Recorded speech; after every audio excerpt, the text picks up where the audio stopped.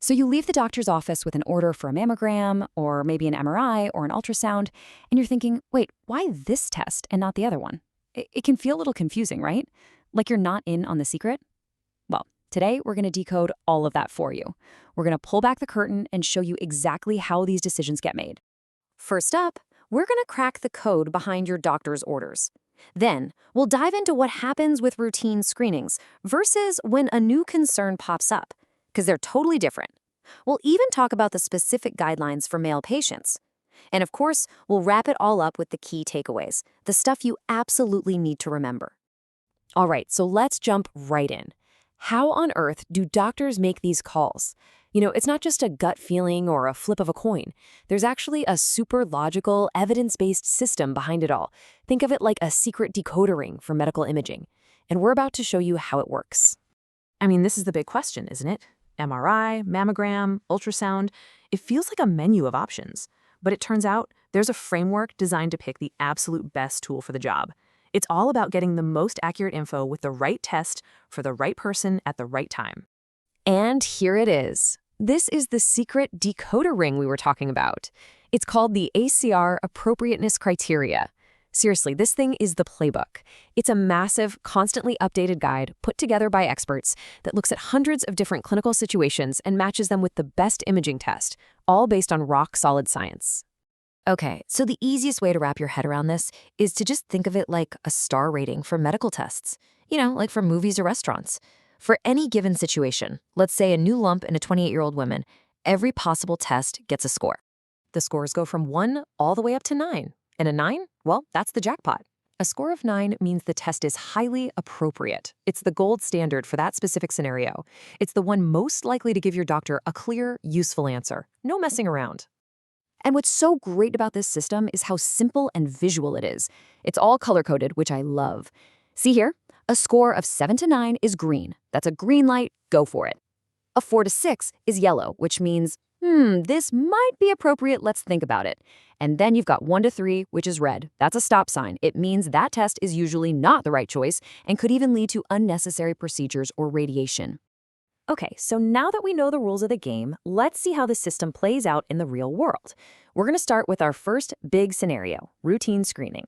This is for people who don't have any symptoms. It's all about catching things early, and as you'll see, the guidelines are super specific. This chart, this is fantastic. It shows a really crucial point about MRIs. For high-risk women, we're talking someone with a BRCA gene mutation, for instance, a screening MRI gets a top score of 9. Perfect. For medium-risk women, still a solid 7. But now look at the bar for average-risk women. It's a 3. That is deep in the red zone. This tells us loud and clear that an MRI is just not the right screening tool for the general population. So this is the key takeaway for screening. The mammogram is your foundation. It gets a 9 for pretty much everyone. The MRI isn't a replacement for a mammogram. Think of it as a supplemental tool, an extra layer of screening that's used with a mammogram, but only for women who are at a higher risk. They work together as a team in those cases. And it's really important that these guidelines are inclusive. So for transgender women, an annual mammogram is recommended if they're over 50 and have been on certain hormones for more than 5 years. And for transgender men who haven't had top surgery or still have some breast tissue, an annual mammogram is also the recommendation. Okay, let's switch gears. We've talked about routine screening. Now let's talk about what happens when you or your doctor actually finds something new. Maybe a lump, or you're having some breast pain. This is a diagnostic situation. And the logic here changes a bit. And one of the biggest factors in this new scenario is age. It's a huge deal. Check this out. If a woman under 30 finds a lump, the very first test, the one that scores a perfect 9, is an ultrasound. Why? Well, younger women usually have denser breast tissue, and that can make a mammogram kind of like trying to find a polar bear in a snowstorm. But for women over 40, the script flips.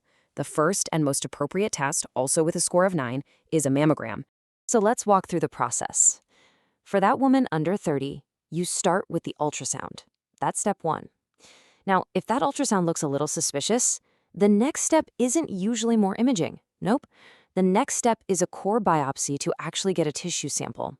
That also scores a 9. A mammogram might still be considered, but it's more of a second choice here, scoring an 8. All right, what about breast pain? This is such a common concern, right?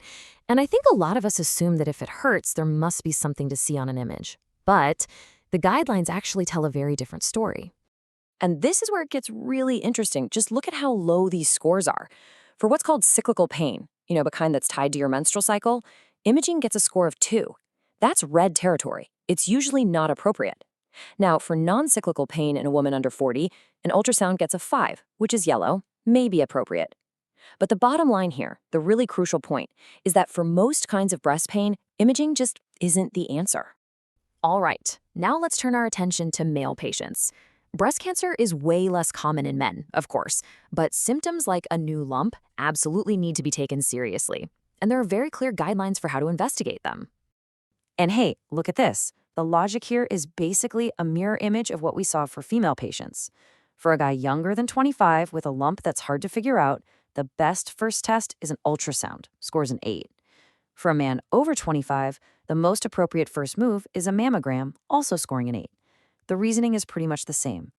And here's another great example of when not to do a test. If a man's physical exam and his medical history clearly point to gynecomastia, that's a benign enlargement of breast tissue, then no imaging is appropriate at all. 0. This is all about preventing unnecessary tests when the diagnosis is already clear. Okay, wow, we've covered a ton of ground. So let's take a breath and boil this all down to the absolute key takeaways, the things you really need to remember from all this. Okay, so the big picture. First, test choices are not random guesses. They are based on a rigorous, evidence-based scoring system. Second, it's all about you. Your age, your risk level, and your specific symptoms drive every decision. Third, and this is a big one, more imaging is not always better. The goal is the right imaging. And finally, that simple rule of thumb for a new lump. Ultrasound first for younger women, mammogram first for older women. This quote just says it all, doesn't it? The goal is to provide the right test for the right person at the right time. Every single one of these guidelines, all these scores, they're all built to achieve this one simple but incredibly powerful mission. It's about getting the right answer while causing the least amount of stress and unnecessary procedures for you, the patient. And really, that's what this is all about. We hope that understanding the why behind these choices makes you feel more empowered. Because when you know the logic, you can have a much more informed conversation with your doctor. You become a true partner in your own healthcare. It takes the mystery out of it and turns it into a clear, logical plan. Thanks so much for tuning in.